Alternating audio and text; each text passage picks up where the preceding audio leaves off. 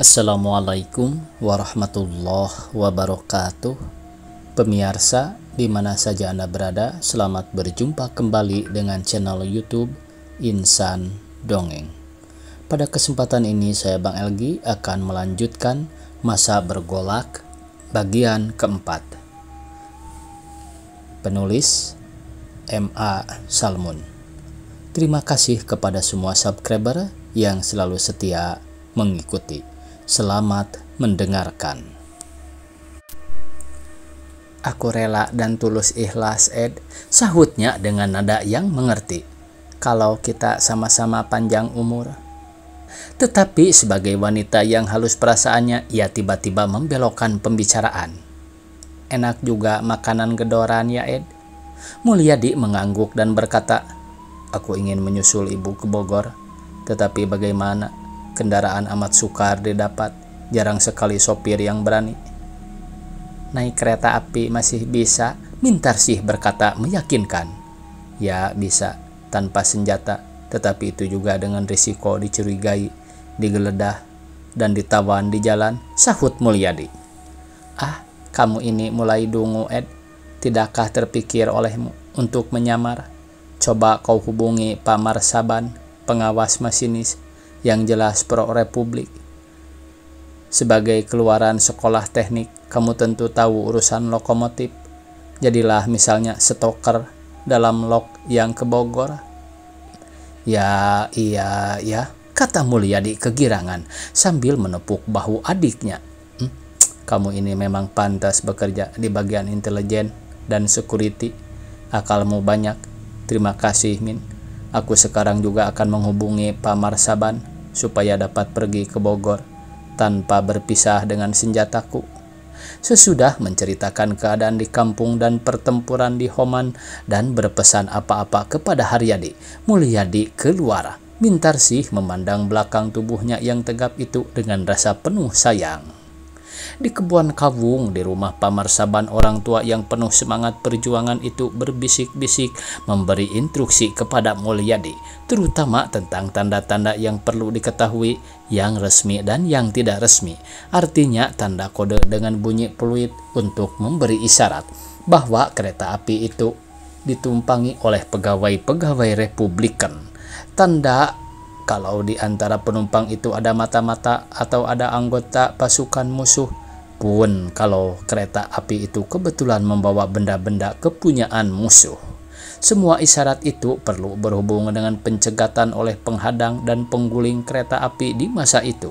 Mereka itu terdapat di mana-mana, kadang-kadang di tempat yang tidak terduga, mungkin musuh, mungkin kawan. Lebihnya dari itu ada SOS untuk dibunyikan dengan harapan dapat didengar oleh pasukan yang pro-republik apabila kereta api dicegat atau diancam oleh musuh, supaya pasukan kita dapat memberi pertolongan. Pendek kata, perjuangan para pegawai kereta api teratur dan terorganisir sampai bagian paling kecil. Jam 5 subuh, Mulyadi sudah ada di pintu masuk ke halaman depot lokomotif. Tentu saja ditanyakan kode, dan memang sudah diberi instruksi, jadi tahu.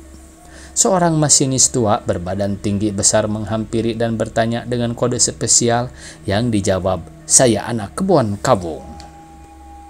Mari, ikut aku, kata Mang Satim, masinis tua itu.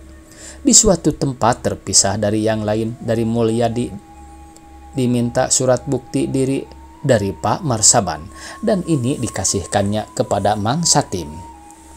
Benar, kamu orang yang kutunggu, katanya sambil memperhatikan bentuk kertas yang dilipat dengan cara khusus. Gantilah pakaianmu yang bersih ini dengan pakaian stoker yang kotor dan bau itu. Siapa nama kodemu dan berapa nomormu? Kosim, nomor 178, Dipo rombongan F, Kepala Regu Satim. Bagus, sahut Satim. Jangan lupa namamu dan kodemu. Kalau lupa berbahaya. Kalau sudah ganti pakaian, kantong bekalmu serahkan padaku ya, kata Satim sambil mengerdipkan mata kirinya, tanda mengerti bahwa kantong bekal itu isinya sebenarnya senjata api. Di atas lokomotif nomor 234 yang menuju Bogor berangkat dari Bandung jam 6 lebih 5 menit. Kita dapati seorang stoker muda yang mukanya cumang-cemong kena hitam batu arang, sedang rajin menyekop batu arang ke dalam dapur. Mukanya bercucuran keringat disapu dengan tangannya yang kotor, karena itulah mukanya cemong menggelikan. Tetapi menguntungkan sebab dengan demikian ia tidak mudah dikenal orang. Ganjil perasaannya naik kereta api di dalam gerbong dan di dalam lokomotif sebagai stoker terasa benar jauh bedanya. Mang Satim sering tersenyum melihat pemuda yang tidak biasa bekerja kasar tetapi berusaha segiat-giatnya itu. Sempat juga ia berkelakar, "Pinggangmu serasa patah ya kos?" "Tidak apa," sahut pemuda kita dengan senyumnya kembali. Di masa perjuangan tenaga setiap pemuda mesti dicurahkan lahir batin. Kata masinis tua itu dalam bahasa Sunda amikal. "Para pemuda mesti malu kepada orang tua seperti aku ini. Sudah beruban, sudah ompong, masih mau berjuang di pihak Republik.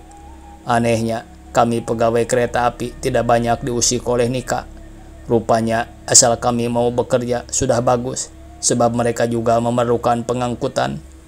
Tetapi kalau kami memuat pasukan mereka atau membawa alat pertahanan mereka, kami biasanya minta dicegat oleh pasukan Republik. Dari Bandung, oleh pimpinan dikirim kawat kepada stasiun atau halte yang akan dilewati. Oleh stasiun penerima segera diberitahukan kepada pasukan terdekat, dan kami dicegat. Tentu saja kawat itu dengan kode yang hanya oleh kami saja dapat dipahami." Stoker samaran bertanya tercengang, "Apakah kereta api kita juga bakal dicegat? Tadi kulihat ada kiriman beberapa peti di DL. Melihat rapinya bentuk peti, mustahil kiriman Republik. Nampaknya peti-peti luar negeri." "Ya memang, aku tahu," jawab Satim sambil memperlihatkan gusinya yang sebagian saja bergigi. "Kiriman itu untuk Ci Gombong. Di sana ada perkebunan yang dipergunakan sebagai pertahanan oleh Belanda. Pondok Gede namanya. Mungkin isinya senjata untuk Pondok Gede. Kita lihat saja. Kamu dengar tadi waktu kita berhenti di Raja Mandala, kepala stasiun berkata di Parung Kuda bakal ada yang naik." "Ya, saya dengar Pak. Tetapi bukankah hal yang biasa saja kalau di setiap halte ada orang naik?" "Untuk apa kamu bersekolah?" tanya Satim mengejek. "Pakailah otakmu. Kalau yang naik itu orang biasa saja, untuk apa kepala stasiun payah-payah memberitahu masinis? Mau naik, ya boleh. Tidak mau, ya masa bodoh. Jadi yang naik tentu bukan sembarang penumpang. Tentu penumpang yang mesti diperhitungkan oleh masinis juga. Mengerti, tolol?" Mulyadi tidak marah disebut tolol. Ia sendiri merasa bahwa ia tolol, tidak berpikir sebagai pejuang. Sampai di Cianjur selama tidak kurang suatu apa. Sampai di situ Mulyadi dari lokomotifnya awas-awas memandang ke peron dan ke jalan besar yang sehaluan dengan rel kereta api. Kalau ada pemiliknya yang ia kenal, hendak menyampaikan berita tentang ayah kepada kakeknya di Cikidang. Ya sungguh yang jauhnya dari lokomotif hanya kira-kira 300 meter saja, kalau tidak terhalang oleh rumah orang dan pohon-pohonan. Nampaklah rumah kakeknya dari situ. Tetapi ya apa mau dikata, ia sedang menjadi stoker, sedang bertugas, tidak mungkin bertindak sekehendak hati saja. Tujuannya Bogor, tidak turun di Cianjur. Bukan kepalang mengkalnya hati Mulyadi begitu dekat rumah kakeknya, tetapi ia mesti jauh-jauh ke Bogor. Mengapa pula Rayadi adiknya waktu pulang narik muatan dari Bogor dan lewat Cianjur tidak mampir dahulu ke rumah kakek? Dalam masa bergolak ini orang menjadi pelupa dan gugup. Mengapa pula ia lupa membuat surat yang kemudian dapat dititipkan kepada salah seorang pegawai stasiun untuk disampaikan kepada kakek? Ini tolol pula, baru teringat sekarang ini. Tetapi tidak ada lagi tempo, apa boleh buat. Mulyadi alias Kosim laju terus dalam lokomotifnya menuju Sukabumi sesudah mendengar seorang pegawai berkata kepada Pak Satim, "Parung Kuda awas, tanda 45 sebelah kanan." Mulyadi dapat menduga bahwa pemberitahuan ini amat penting maknanya, tetapi ia tidak mengerti. Sampai ke Cibeber, Sukabumi selamat, Mulyadi menengok ke belakang. Tanpa olehnya dua pegawai kereta api naik ke dalam DL, membawa bungkusan agak besar, rupanya kiriman yang mesti dikawal. Di Cibadak ada lagi peringatan kepada Mang Satim. Akhirnya sampailah ke Parung Kuda. Banyak penumpang yang naik. Penumpang biasa saja dengan bawaannya masing-masing. Tidak ada hal yang luar biasa, kecuali bagi yang memperhatikan benar-benar, yaitu bahwa di antara semua penumpang itu tidak seorang pun wanita. Dan semua penumpang masih muda-muda. Tidak pula ada orang yang memperhatikan, kecuali kondektur, para pembantunya, dan Mang Satim, bahwa kepala stasiun memberikan tanda berangkat tidak dengan tanda bulat memakai gagang, tetapi dengan peci merahnya yang ia buka. Sepintas lalu orang mengira bahwa bulatan tanda berangkat itu ketinggalan. Tetapi semua itu bukan kebetulan, melainkan kode dari kaum Republik. Dan apa yang terjadi? Di tengah jalan antara Parung Kuda dan Cicurug, ada orang membakar alang-alang. Itu biasa saja kalau jawatan kereta api membabat alang-alang. Biasanya lantas dibakar, biasa saja. Tetapi nyatanya Mang Satim membunyikan peluit dengan tarikan luar biasa dan berkata kepada Kosim Mulyadi atau Mulyadi alias Kosim, "Sediakan senjatamu, mungkin ada perlunya kita dicegat, tapi oleh teman sendiri yang perlu menerima 4 peti perabot tani di dalam DL itu." Mulyadi tercengang, tetapi dengan tangkas mengambil setenggannya dari bawah tumpukan batu bara. Senjata yang tadi dibongkar supaya tidak kentara itu kini cepat-cepat dimontir. Mang Satim memberi peringatan, "Awas, yang bukan Republikan tentu tidak memakai tanda merah putih di bajunya atau di pecinya. Orang demikian yang menghampiri lokomotif, kau tembak saja." Di antara para penumpang kereta kita, banyak mereka itu secara diam-diam mengawal peti di dalam DL. Di belakang kita itu isinya bukan perabot pertanian, tetapi senjata dan mesiu. Itu mesti jatuh ke tangan Pak Muryani yang mempertahankan wilayah sepanjang Cibadak sampai ke Ciomas, dan mesti dapat menggempur Pondok Gede. Kosim Mulyadi mengangguk mengerti. Tiba-tiba kereta api berhenti, dan dari atas bukit di kiri kanan rel turun beberapa orang tentara kita yang langsung menghampiri DL. Sekonyong-konyong terdengar tembakan dari dalam DL. Sekali, lantas sekali lagi. Didengar dari bunyinya tentu dari 2 jenis senjata. Mungkin orang saling tembak. Sudah ini terdengarlah suara tembak-menembak. Juga di dalam beberapa gerbong terdengar letusan-letusan. Keadaan hiruk-pikuk. Sebentar kemudian, ketika Mulyadi Kosim menjenguk dari lokomotifnya ke belakang, tanpa olehnya 2 orang pegawai kereta api yang naik di Sukabumi mengeluarkan 2 mayat, kemudian berteriak kepada prajurit kita, "Terima peti-peti ini, lekas!" Rupanya 2 pegawai itu sebenarnya anak buah Pamuryani yang menyamar dari Sukabumi mengawal peti perabot tani yang dikawal oleh 2 orang KNIL, menyamar sebagai kondektur cadangan. Dari Sukabumi sampai ke Parung Kuda tentu mereka bercakap-cakap, dan orang kita dapat mengetahui bahwa mereka sebenarnya berhadapan dengan 2 anggota musuh negara yang sedang mengantarkan peti senjata ke Pondok Gede. Tentu saja dalam keadaan demikian berlaku semboyan, siapa yang cepat itu yang dapat. Ditambah dengan mesti tahu memegang rahasia sampai saatnya yang tepat, dan saat yang tepat itu adalah ketika sebagian pasukan Pamuryani turun dari 2 tebing menghampiri kereta api yang berhenti. Kedua anggota KNIL tadi menjenguk dari pintu sambil mengeluarkan pistolnya hendak menembak anak-anak kita. Tetapi kedua pengawal samaran kita tidak tinggal diam melihat saudara-saudaranya terancam secara bertindak. Masing-masing menembak seorang KNIL. Bungkusan yang mereka bawa dari Sukabumi itu rupanya bukan kiriman dinas, melainkan senjata api. Kerusuhan dalam gerbong-gerbong di belakang ternyata karena beberapa kaki tangan Nika yang bersenjata, yang juga hendak menembak dari jendela kepada anak-anak kita, tetapi penumpang lain, terutama yang tadi naik di Parung Kuda, tidak kalah tangkas. Dengan pisau, golok, atau kepalan saja mereka mencegah perbuatan khianat itu. Terbitlah perkelahian dan tembakan. Tetapi kaki tangan imperialis yang jumlahnya tidak banyak itu amat mudah dikalahkan oleh penduduk yang membela anak-anaknya. Dengan tindakan tegas, para penumpang yang tadi naik di parung kuda itu mengeluarkan mayat, orang luka, atau tawanan dari gerbong-gerbong.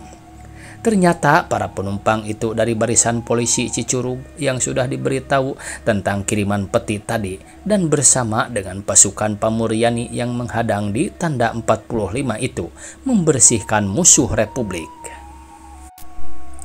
Sungguh mengagumkan organisasi rahasia para pejuang kereta api, teratur rapih dan berdisiplin bagus, serta mempunyai hubungan erat dengan polisi dan tentara Republik. Satu sama lain saling mengerti. Batalion Muryani dan polisi Cicurug sungguh amat memerlukan senjata, terutama untuk menjaga urat nadi yang menghubungkan Sukabumi dengan Bogor, dari Cicurug sampai ke Ciomas.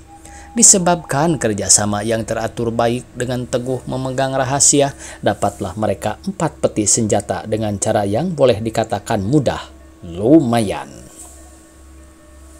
Semua itu diketahui Mulyadi kemudian dari Mang Suhada, seorang masinis cadangan yang sejak dari Bandung duduk di gerbong tengah. Memang pada masa itu jabatan kereta api masih merasa perlu mengadakan masinis cadangan yang tidak kentara oleh musuh. Siapa tahu masinis yang sedang bertugas kena tembak atau diculik oleh musuh di jalanan. Kalau terjadi demikian, kereta api dapat dijalankan terus oleh cadangannya. Ini satu taktik halus dari pemimpin jabatan kereta api Republik Indonesia. Setelah segala selesai, Mang Suhada yang tadi duduk di gerbong kini masuk ke lokomotif, menemani rekannya sambil bercakap-cakap. Dari situ ke Bogor sudah pasti aman, tetapi Mulyadi tetap dalam lokomotif dan merombak setenggannya yang dimasukkan ke dalam kantong bekal. Kondektur Wirya membunyikan tanda berangkat. Gerak maju kereta api dibarengi oleh para penumpangnya dengan sorak-sorai yang disambut dengan tempik sorak oleh pasukan pejuang dan polisi yang selanjutnya menetap di situ. Dari atas nampak beberapa orang luka digotong ke atas bukit. Di Cigombong ternyata sudah sedia truk pondok gede yang menjemput peti-peti senjata dari Bandung. Bukan kepalang kecewa pihak musuh ketika mendapat kabar bahwa peti-peti telah diturunkan oleh para pencegat. Mula-mula sinyoh-sinyoh itu tidak percaya.